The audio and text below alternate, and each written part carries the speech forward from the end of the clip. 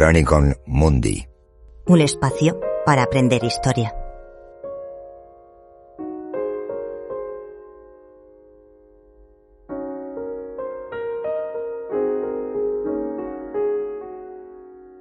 Abril de 1528.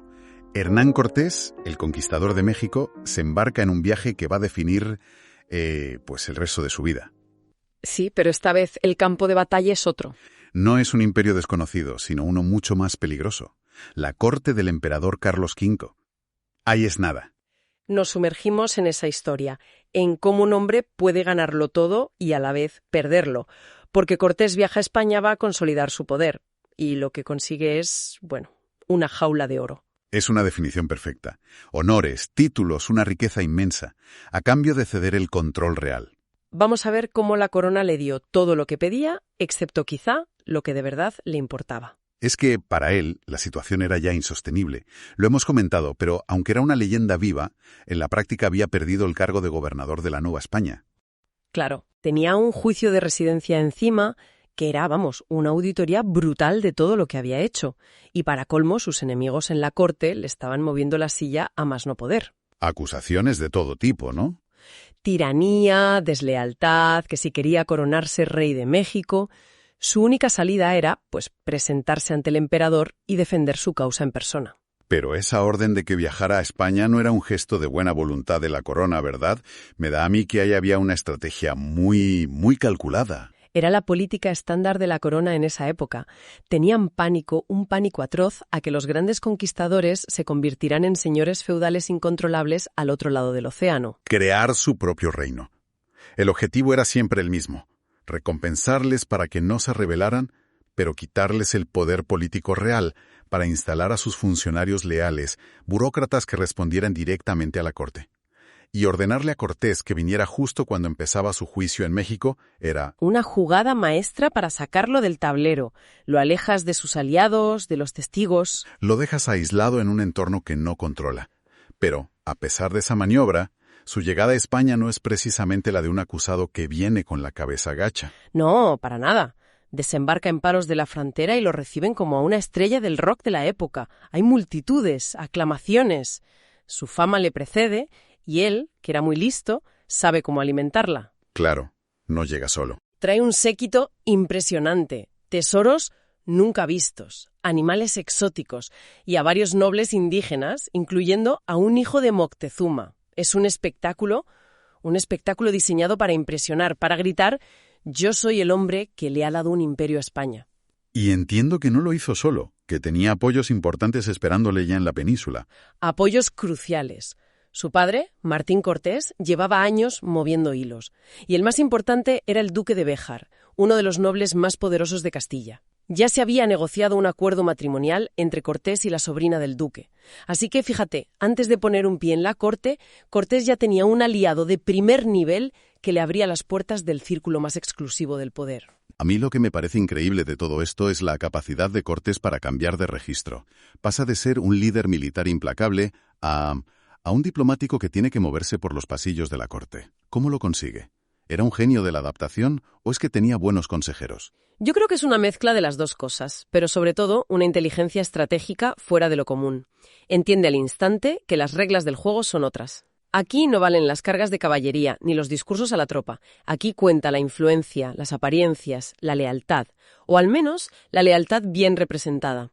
Su estrategia es abrumar al emperador y a la corte con la magnitud de su logro. O sea, no se defiende tanto de las acusaciones. Las ceja pequeñas ante la grandeza de lo que ha conseguido para el imperio. Y me imagino que sus enemigos no se quedaron de brazos cruzados, claro. El principal era Nuño de Guzmán, que en ese momento presidía la audiencia en México y estaba enviando informes demoledores contra él. Le acusaban de todo, ¿no? De haber asesinado a su primera esposa, Catalina Suárez, de malversar el quinto real, de gobernar como un déspota. El ambiente en el Consejo de Indias estaba muy en su contra. Pero Cortés juega en otra liga. Él no debate con los burócratas. Él va directo al emperador. Y finalmente consigue esa audiencia con Carlos V. ¿Cómo fue ese encuentro? El soldado que ha ganado un imperio frente al monarca más poderoso del mundo. Se encontraron varias veces, en Toledo, en Madrid. Y Cortés, de nuevo, demuestra su inteligencia. No se presenta como un igual, sino como el más leal de los vasallos. Le entrega al emperador regalos espectaculares, le cuenta historias de sus hazañas, le describe las maravillas y la riqueza de las nuevas tierras, le vende una visión, un futuro. Y el emperador escucha. El emperador, que era un político muy astuto, escucha. Ve en Cortés a un hombre útil, pero también peligroso. Y la solución que encuentra es el perfecto equilibrio. Y aquí es donde llega la resolución de todo este viaje. Vale, le nombran Marqués del Valle de Oaxaca. A primera vista suena a victoria total. Un título, tierras. ¿Por qué decimos que es una jaula de oro?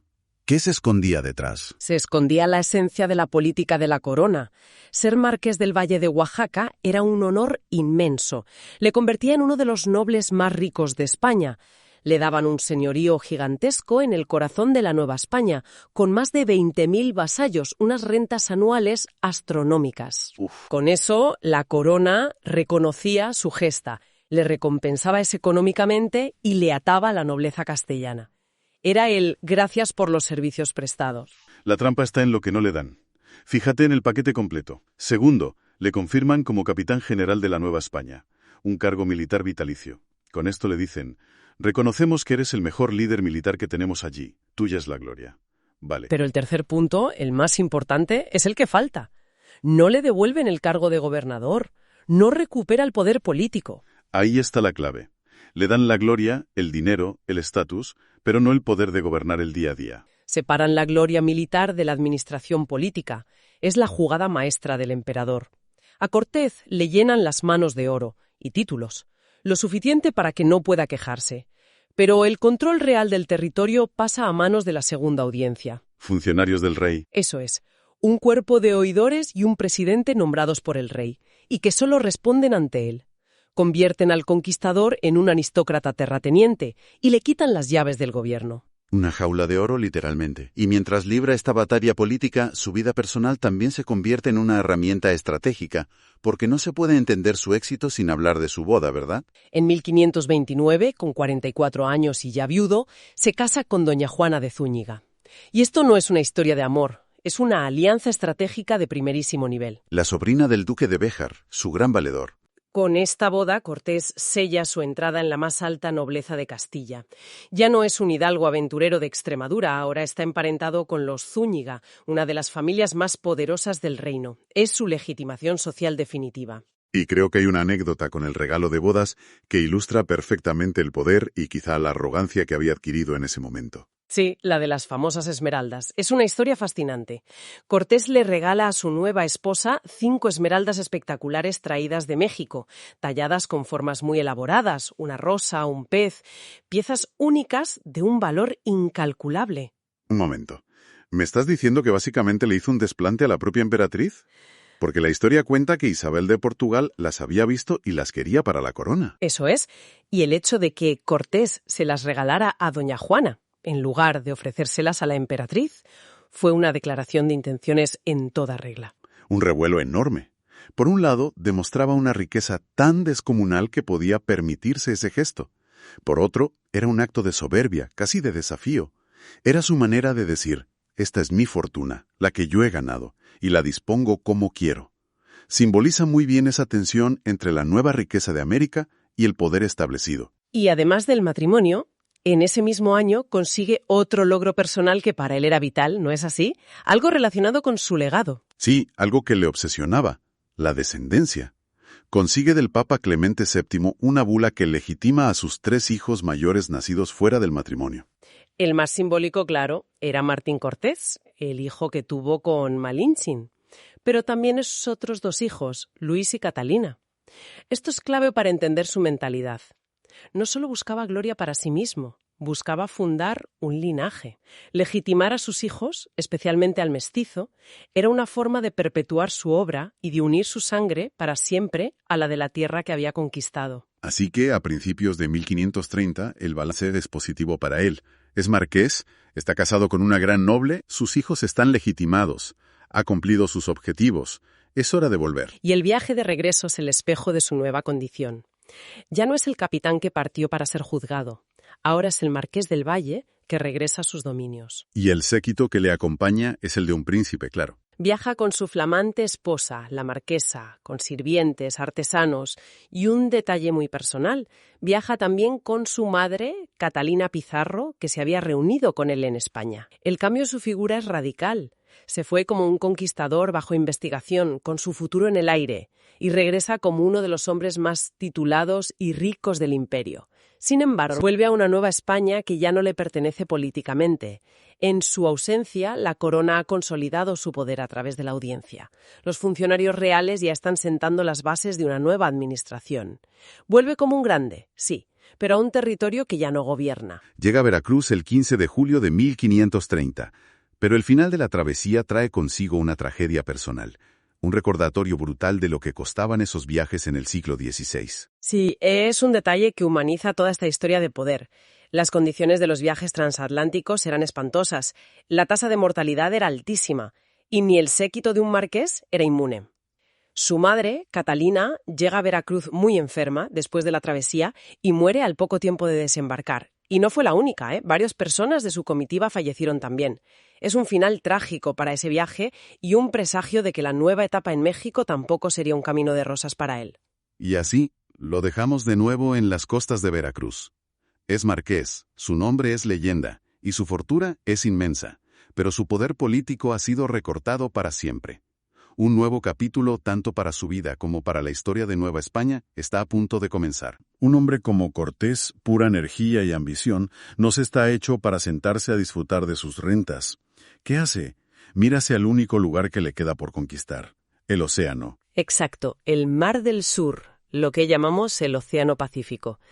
Él había sido uno de los primeros europeos en verlo desde el continente y estaba obsesionado con la idea de encontrar allí nuevas islas ricas en especias o un paso que conectara con Asia. Pero para lanzarse a esa aventura, primero necesita barcos. Y aquí es donde empieza su primer gran enfrentamiento con la nueva administración. Aquí empieza el lío. Porque organizar esto es una pesadilla logística. Monta un astillero en Tehuantepec, en la costa del Pacífico, pero todos los materiales pesados, anclas, cadenas, velas, aparejos, tienen que llegar desde el puerto de Veracruz, en la costa atlántica. Hay que cruzar todo el istmo, y una parte de esa ruta no tiene caminos para carretas ni para bestias de carga. La única forma de mover ese material es a hombros de personas.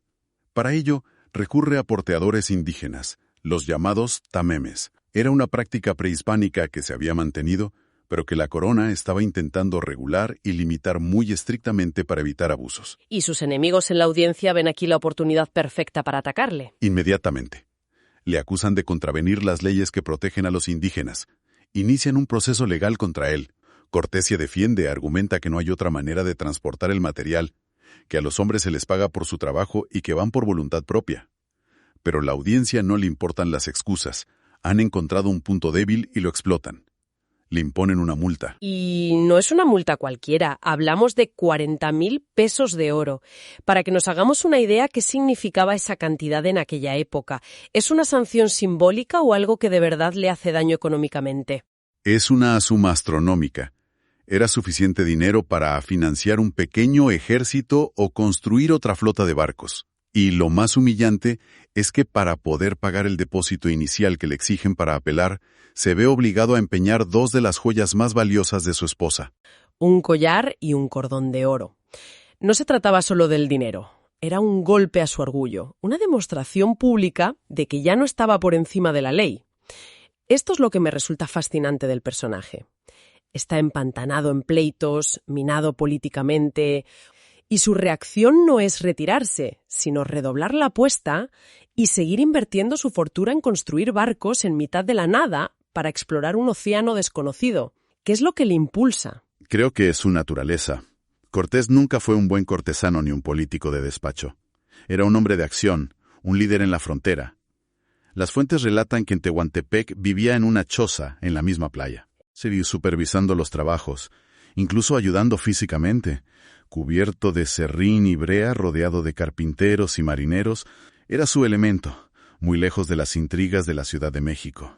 Y finalmente, en 1532, tiene lista una primera flota. 2 barcos zarpan de Acapulco. Sí, el 30 de junio, Pone al mando a un primo suyo, Diego Hurtado de Mendoza. La misión oficial es explorar la costa hacia el norte buscando islas y riquezas. El verdadero sueño, por supuesto, seguía siendo encontrar un estrecho que conectara los dos océanos. Pero la expedición es un desastre de principio a fin. Fue un fracaso absoluto. Al poco de zarpar, los víveres empiezan a escasear y la tripulación de uno de los barcos se amotina. Deciden abandonar a su capitán, a Hurtado de Mendoza, y dar media vuelta para regresar. El barco de Hurtado sigue navegando hacia el norte y desaparece para siempre. Nunca más se supo de él ni de sus hombres. ¿Y qué pasa con los amotinados? Pues suerte no tuvieron. Su barco acabó naufragando en la bahía de Banderas, en la costa de Jalisco. La mayoría de los supervivientes que llegaron a la orilla fueron atacados y muertos por los nativos de la zona. Y los poquísimos que quedaron con vida fueron capturados por hombres de Nuño de Guzmán, Que era posiblemente el mayor y más encarnizado enemigo de Cortés en la Nueva España. Así que el resultado de la primera expedición es catastrófico en todos los frentes. Un barco desaparecido, otro destruido, la mayoría de los hombres muertos y, para colmo, un incidente político que aviva aún más su rivalidad con Guzmán. Después de un fiasco así y de una segunda expedición que fue tan mal que las fuentes apenas la mencionan, cualquier persona razonable habría abandonado el proyecto. Pero Cortés no es una persona razonable. Lejos de desanimarse, parece que el fracaso le espolea. Decide que el problema ha sido no estar él al mando. Así que para la tercera expedición, anuncia que la liderará en persona. Y eso lo cambia todo. La noticia corre como la pólvora por toda la Nueva España. Su nombre todavía tenía mucho peso. Muchísimo. Era sinónimo de éxito y riqueza. De repente todo el mundo quiere apuntarse. Las crónicas dicen que muchos acudieron creyendo que era cosa cierta y rica. Pero antes de partir, hace un movimiento legal muy significativo, como si fuera consciente de que se estaba jugando el todo por el todo. Constituye su mayorazgo. Para los que no somos expertos en derecho español del siglo XVI, ¿qué es exactamente un mayorazgo? Es como un testamento moderno. Pero mucho más rígido y con una intención muy clara. Un mayorazgo vinculaba un conjunto de bienes y títulos, en su caso el Marquesado del Valle y sus enormes posesiones, a un único heredero, generalmente el primogénito. La clave es que esa herencia no se podía dividir, ni vender, ni embargar. Quedaba unida al linaje para siempre. Era la herramienta por excelencia de la aristocracia para perpetuar su poder a lo largo de las generaciones. Y mientras tanto, reúne una fuerza considerable para esta nueva aventura. Ya no son solo 2 barcos. No, esto es una operación a gran escala. Reúne a unos 300 soldados, incluyendo especialistas como arcabuceros y ballesteros, y un detalle muy revelador. Le acompañan 34 hombres casados con sus esposas. Eso indica que su intención era fundar algo, ¿no? Un asentamiento. No era solo una expedición de exploración, sino que tenía intención de fundar un asentamiento permanente. Y la preparación logística es exhaustiva. No quiere que se repita el desastre de la falta de víveres. Sí, en absoluto. En Tehuantepec tiene listos 3 navíos. El San Lázaro, que era el barco de los amotinados que había sido recuperado, y 2 barcos nuevos, el Santa Águeda y el Santo Tomás. Bien equipados, supongo. Hasta los topes. Los carga de provisiones, bizcocho, carne salada, aceite, vino. Además, lleva un equipo técnico completísimo. 3 herreros con sus fraguas portátiles, 2 carpinteros de ribera para reparaciones, clérigos e incluso un médico y un cirujano. Y el plan de viaje también es mucho más ambicioso. Es una compleja operación por tierra y mar. Sí, es una estrategia de pinza.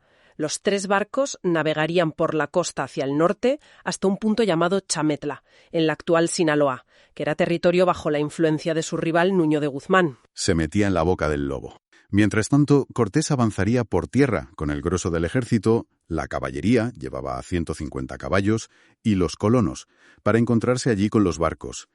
Y desde ese punto todos juntos se harían a la mar hacia su misterioso destino en el norte. Con todo preparado y la moral alta, Hernán Cortés estaba a punto de embarcarse en una de sus últimas grandes aventuras, un viaje hacia las tierras que él mismo bautizará y que la historia conocerá como California. Así que el 18 de abril de 1535 da la orden de zarpar, pero no va con toda la expedición, solo con un primer contingente. Una avanzadilla. Y se embarca él mismo, como siempre en primera línea. 2 semanas de navegación casi perfecta, y el 3 de mayo avistan una bahía amplia, protegida. Desembarcan. La bautiza como Bahía de Santa Cruz, porque justo ese día se celebra en el calendario litúrgico la invención de la Santa Cruz. Es el momento del triunfo aparente. Ha llegado, ha tomado posesión. Para Cortés, este es el primer paso para crear un nuevo dominio. Quizá es tan grande como el de México, o eso esperaba él. El plan sobre el papel era perfecto. Establecer esta cabeza de puente y traer rápidamente al resto de la gente y, bueno, sobre todo, los suministros que se habían quedado en el continente. Una vez montado el campamento inicial, su prioridad es consolidar la posición. Y para eso necesita el resto de sus hombres y los víveres que le esperan en Chametla. Así que da la orden de que los 3 navíos regresen inmediatamente a la costa de Sinaloa para recogerlos. Deja al mando a uno de sus capitanes de máxima confianza, Andrés de Tapia. En esta decisión, que parece puramente logística, es donde todo el proyecto empieza a desmoronarse. Claro, porque hasta ahora todo parecía un plan bien trazado, pero el Pacífico no es el Mediterráneo. Las distancias son enormes y el clima. El clima es un enemigo impredecible, y Cortés está acostumbrado a vencer ejércitos, no a la naturaleza. Efectivamente. Y esa orden, que parecía tan sencilla, id y volved, se convierte en la sentencia de muerte de la expedición. El viaje de vuelta de los barcos es sencillamente un desastre absoluto. A medio camino se ven envueltos en una de esas tempestades del Pacífico que pueden destrozar una flota en cuestión de horas. El viento y las olas los dispersan y, bueno, cada nave corre una suerte peor que la anterior. Un navío, probablemente el más débil, es arrojado directamente contra unos arrecifes cerca de un lugar llamado Matanchen. Y se hace pedazos. Se hace pedazos y se pierde para siempre, con todo lo que llevaba. Otro, que nos cuentan las crónicas, que queda muy dañado, a punto de hundirse. Consigue meterse en una bahía que los marineros bautizan como Guayabal. Y ahí se queda, varado e inútil. Y el tercero, el que tiene más suerte, por así decirlo, logra refugiarse en un estuario, pero las corrientes y los bancos de arena lo dejan atrapado. Tarda 3 meses en poder salir de allí y continuar. Mientras tanto, en Santa Cruz, la situación pasa de la esperanza a la angustia. Los días se convierten en semanas y por el horizonte no aparece ni un solo barco. Y hay que ponerse en la piel de la gente que está allí. Están en una tierra que a primera vista parecía prometedora, pero que pronto se revela como lo que es, un desierto. Árida, sin ríos, sin tierras de cultivo. La caza es escasa, están rodeados por un mar que no les da el sustento que esperaban y una tierra que no pueden cultivar. O sea, la colonia empieza a consumir sus provisiones a una velocidad alarmante. Cortés está completamente aislado con cientos de personas a su cargo. Y no solo son nados, estaban esas 34 familias, con mujeres y niños, y el descontento empieza a fermentar. El hambre se convierte en el protagonista. Las crónicas hablan de gente obligada a comer raíces, marisco que encontraban con dificultad, cualquier animal que pudieran cazar. Y con el hambre llegan las enfermedades y las primeras muertes. Seguramente empezarían a mirar a Cortés de otra manera. Él, que siempre les había llevado a la victoria y a la riqueza, ahora los había conducido a una trampa de la que no sabían cómo salir. El riesgo de un motín debía ser altísimo. La disciplina militar se mantiene por la esperanza de la recompensa y la confianza en el líder. Cuando ambas cosas desaparecen, todo se descompone. Y Cortés, que era un maestro en leer el estado de ánimo de sus hombres, se da cuenta. Se da cuenta de que la situación es insostenible. Esperar pasivamente es ver a su gente morir de hambre y probablemente acabar enfrentándose a una rebelión. Así que, fiel a su carácter, toma una decisión drástica. No se queda quieto. En lugar de enviar a otro, decide ir él mismo. Reúne los medios que le quedan, prepara una pequeña flotilla de rescate con lo que tiene a mano y anuncia que vuelve al continente a buscar ayuda. En el momento de máxima crisis, no se queda en la retaguardia dando órdenes. Se pone al frente. Se pone al frente y asume el riesgo personalmente. Y es durante este viaje de vuelta, mientras está en la costa de Nueva Galicia, organizando el socorro, cuando recibe noticias que van a cambiarlo todo. Le llegan cartas de su esposa, Juana de Zúñiga. Pero no son cartas personales, o no solo. Traen una información que es una auténtica bomba. Política. Le informan de que ha llegado a Nueva España una figura completamente nueva y con un poder inmenso. El primer virrey Antonio de Mendoza. Esto es un punto de inflexión. La llegada de un virrey significa que la corona española ha decidido poner fin a la era de los conquistadores como señores casi feudales. El rey quiere el control directo. Y para eso envía a un administrador. O sea que el tablero de juego político en México ha cambiado por completo mientras él estaba aislado en California. Exacto, el poder ya no se disputa entre conquistadores como él o Nuño de Guzmán, ahora hay un jugador infinitamente más poderoso que es la encarnación misma del rey. Y las cartas de su mujer no solo informan, transmiten una orden. El virrey, en nombre del rey, le solicita, que en el lenguaje de la época es una forma educada de decir le ordena, que regrese a la Ciudad de México de inmediato. Lo necesita para atender asuntos de gobierno y, en teoría, para colaborar con la nueva administración. Por un lado, tiene a su gente muriéndose de hambre en Santa Cruz. Abandonarlos a su suerte sería... una mancha imborrable en su honor. ¿Y el fin de su sueño californiano? Y por otro, tiene una orden directa de la máxima autoridad del virreinato. Es un dilema que ataca los dos pilares de su identidad, su ambición como descubridor y su lealtad, siempre compleja, a la corona. Y a esas alturas de su vida, tras años de pleitos y juicios, Cortés ya no está en posición de desafiar abiertamente a la corona. La decisión, aunque dolorosa, está prácticamente tomada por las circunstancias. El conquistador debe someterse al burócrata. Así es. A principios de 1536, tras organizar como puede el rescate y el complejo regreso de los supervivientes de Santa Cruz, acata la orden. Y es el final de la aventura. Un fracaso personal, logístico y económico de proporciones gigantescas. Aún así, antes de marcharse, deja al mando de un pequeño contingente a su capitán, Francisco de Ulloa. Quizá con la vana esperanza de poder retomar el proyecto más adelante. Pero él sabe que es el fin de una era, poner rumbo de vuelta al corazón de Nueva España. Cortés regresa al puerto de Acapulco el 5 de junio de 1536. Su aventura en la tierra que más tarde sería conocida como California ha terminado. Gracias por acompañarnos en este análisis.